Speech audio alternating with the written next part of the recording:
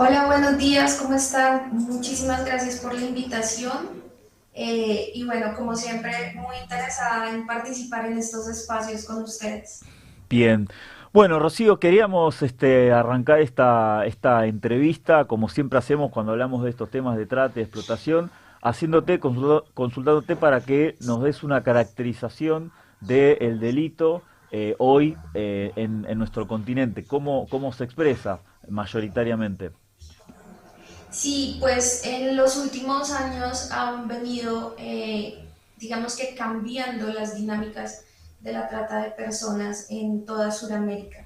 Y esto impacta, pues, debido a la migración que se ha presentado, a los flujos migratorios, pero también a la presencia del crimen organizado, que cada vez es más fuerte en todos los países, desafortunadamente.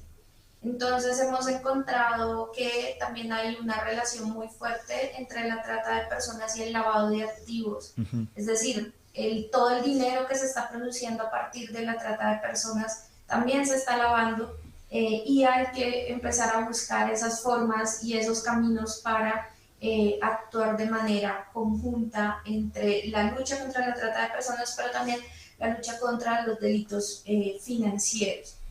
Y algo que hemos encontrado en los últimos años es cómo la trata de personas en el marco del crimen organizado se ha vuelto o una fuente de recursos de estos grupos Ujú. o una herramienta para el desarrollo de otras actividades criminales. Un ejemplo concreto es la minería ilegal en los países andinos, por Ujú. ejemplo, en donde el crimen organizado tiene zonas para la minería ilegal. Y estos mismos grupos pueden controlar la trata de personas en las zonas donde están haciendo minería ilegal o valerse de la trata de personas para tener mano de obra esclava o para tener explotación sexual en los campamentos mineros.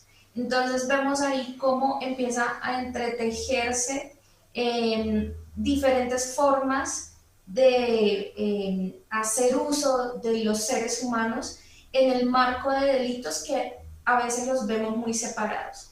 Bien. Y otra situación que se ha venido presentando también en Sudamérica particularmente es la situación de las estafas en línea. Ujú. Y esto nosotros lo estamos mencionando como criminalidad forzada. Es decir, captan a las personas, les ofrecen un trabajo formal, generalmente las llevan o al sudeste asiático o a otras regiones del mundo, para que al llegar las sometan a realizar estafas en línea o estafas telefónicas, valiéndose de, pues las personas están lejos de su entorno familiar, de su entorno protector, eh, y no pueden comunicarse con las autoridades para que pidan ayuda.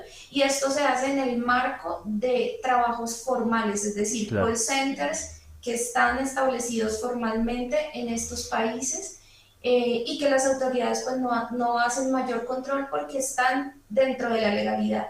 Sin Claro. embargo, las personas que están siendo explotadas para cometer estafas están en situación de trata. Bien. Rocío, acá en Argentina vemos como dos grandes ejes que, digamos, reordenan o reorganizan las dinámicas de las redes de trata. Por un lado, la virtualidad y por otro lado, los delitos vinculados al narcotráfico o lo que acá se denomina narcomenudeo, microtráfico. ¿Esto es algo que también se da, se repite en el resto del continente?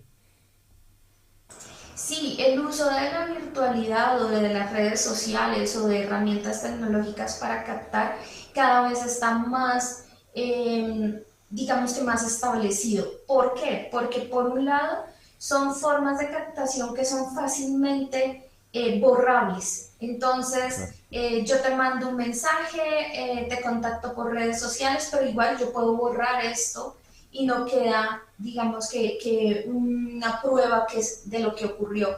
Pero además puedo llegar a muchísimas más personas que el voz a voz o el típico captador que va haciéndose amigo de la víctima. Aquí es algo mucho más rápido, más fácil y con mucha más extensión y puede cubrir mucho más territorio. Así pues puede captar mucha más cantidad de personas. Y el tema con el narcotráfico está muy relacionado con lo que les venía mencionando, y es cómo el crimen organizado está usando personas a través de la trata para cometer otro tipo de delitos. Claro, En, ¿cómo está, Rocío? Sería una especie de trata con fines de explotación criminal. Exacto, eso se llama criminalidad forzada, en lo que hemos venido trabajando. Claramente son situaciones que hay que manejar una a una, con cuidado, pero sí se están presentando. O sea, cómo a través de la presión que ejercen estos grupos, las personas terminan cometiendo delitos bajo una situación de explotación, pero también de sometimiento. Entonces, claramente es una situación de trata de personas. Rocío, vos desde la oficina, ustedes tienen estadísticas de la región. ¿No estás viendo una contradicción entre la cantidad de sentencias o causas abiertas por trata o por narcotráfico y la escasa cantidad de sentencias por lavado de activos? Sí, efectivamente hay una diferencia muy marcada entre las investigaciones y las judicializaciones que se hacen en materia de trata de personas, y las investigaciones y judicializaciones que se hacen por parte del lavado de activos que proceden de la trata de personas. Y esto es porque en casi ningún país se estaba trabajando o se estaba viendo la relación que puede existir entre estos dos delitos. Entonces, hasta ahora digamos que es un tema que se está poniendo en la agenda y se está trabajando para poder hacer ese tipo de investigaciones paralelas. Cuando inician una investigación de trata de personas, se inicia de inmediato una investigación de lavado de activos que pueda proceder de ese caso de trata de personas, porque el dinero se está perdiendo, o pues se está perdiendo para las autoridades, ¿no? Y se está quedando en las redes criminales, y eso hace que siga y continúe fácilmente el negocio, porque el negocio se alimenta de los beneficios económicos que obtienen a través de la trata de personas. Si no se ataca el beneficio económico, pues se va a continuar judicializando a los que hacen la captación, tal vez a los que llegan a hacer el transporte, a alguno de los líderes de las redes, pero no se va a dar golpes de verdad fuertes y certeros contra las redes criminales que realizan trata de personas. Y esta desproporción entre causas de trata y narcotráfico que avanzan, pero de lavado de activos que son escasas, ¿tienen que ver con un tema de impericia, de falta de conocimiento de protocolo, de falta de método para seguir la ruta del dinero, o tienen que ver con que no se quiere abrir el abanico de las complicidades políticas, policiales y judiciales que podría, o empresariales, que podría haber detrás de el crimen organizado?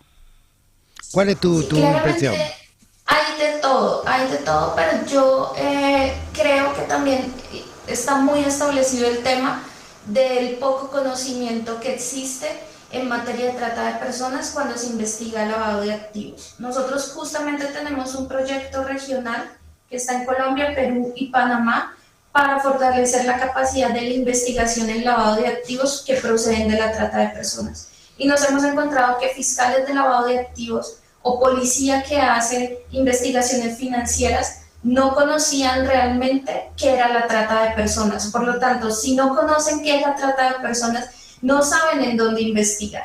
Pero además también el tema financiero lo desconocen. Entonces las unidades de análisis financiero en los países tienen marcados como principales fuentes de lavado de activos el narcotráfico u otros delitos, pero la trata de personas no la tenían en el radar. Entonces, al no saber o al no conocer, pues difícilmente pueden investigar. Estamos haciendo ese trabajo en Perú, estamos haciendo ese trabajo en Colombia, en Panamá, y hemos venido construyendo herramientas para facilitar el diálogo entre las fiscalías o entre los ministerios públicos que investigan trata de personas e investigan lavado de activos. Lo mismo con la policía cuando va a empezar acciones de investigación. Pero claramente sí, o sea, ahí hay pues todo un abanico de situaciones que se tienen que abordar, se tienen que pensar en el momento en que se hacen esas intervenciones judiciales. Y cuando se investiga la trata y el narcotráfico vinculado a la virtualidad, en conexión, digamos, con la virtualidad, ¿vos crees que en Sudamérica existen organismos estatales de investigación suficientemente equipados y preparados para poder, digamos, enfrentar estos nuevos fenómenos, o que de alguna manera estamos corriendo desde atrás y los criminales avanzan mucho más rápido? Yo creo que esa situación siempre, desafortunadamente, siempre se presenta. Los criminales van un paso adelante de las autoridades. Y en el tema del uso de nuevas tecnologías es así. O sea, los criminales ya han tomado ventaja. Hay fiscalías en Latinoamérica que aún están construyendo procedimientos, están construyendo herramientas, porque no tenían en el radar justamente el uso de estas herramientas para la comisión de este tipo de delitos. No se sabe todavía cómo tener el material probatorio, cómo hacer, digamos que los allanamientos cuando hay situaciones virtuales que están ahí, se dejan esos elementos por fuera de la investigación, no se sabe cómo presentarlos ante las audiencias. Entonces creo que es un ejercicio que, si bien claramente los países están muy interesados en avanzar, todavía falta mucho. Y en parte es, digamos, que el ejercicio que hace la cooperación internacional, que es apoyar a los estados en fortalecer estas capacidades, que desafortunadamente sí están mucho más atrás de lo que están las redes criminales. Bien. Bueno, la última, al menos por mi parte, Rocío, consultarte tal vez algo que en Argentina no tiene demasiada influencia, pero leyendo informes y notas periodísticas, tiene que ver con el Tren de Aragua y su vinculación con las redes de trata laboral, de trata sexual, esta organización que nació en Colombia. ¿Es así, o de pronto tal vez está sobredimensionado y no tiene el poder que reflejan algunos informes o sobre todo crónicas periodísticas? Bueno, el Tren de Aragua es un grupo criminal que nace justamente en la ciudad de Aragua, en Venezuela, que desafortunadamente también migró por toda Sudamérica, y de hecho tiene conexiones en Centroamérica también. Y creo que lo que ha ocurrido con el Tren de Aragua es que se ha valido justamente ya de organizaciones criminales que estaban presentes en los territorios.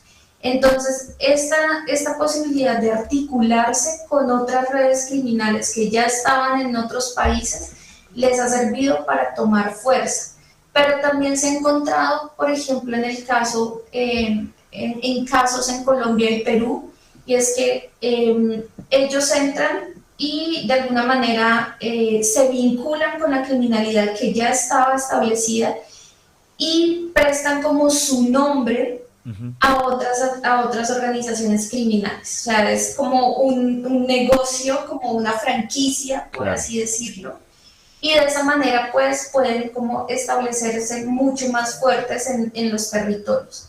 Sí se han encontrado que el Tren de Aragua ha ejercido digamos que un liderazgo frente a temas de trata de personas.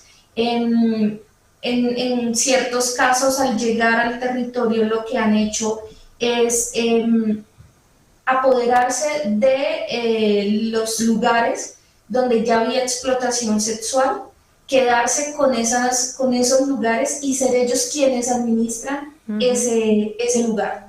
Entonces, han venido sacando también a las personas que estaban establecidas en esos sitios, y esa forma de sacarlas ha sido violenta también. Entonces, es cuando empiezan a aparecer los cabecillas de otras redes criminales muertos, o personas líderes de otros grupos criminales muertos, porque ellos necesitan también hacer presencia física en esos espacios.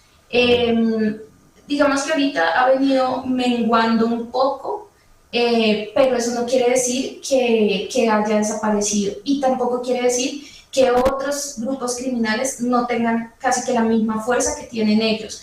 Eso depende en cada país, pero sí es una presencia muy fuerte, sobre todo desde Venezuela hasta Chile, y pues claramente no solamente se establecen como crimen organizado para temas de microtráfico, de narcotráfico, sino también con todo lo que tiene que ver el crimen organizado.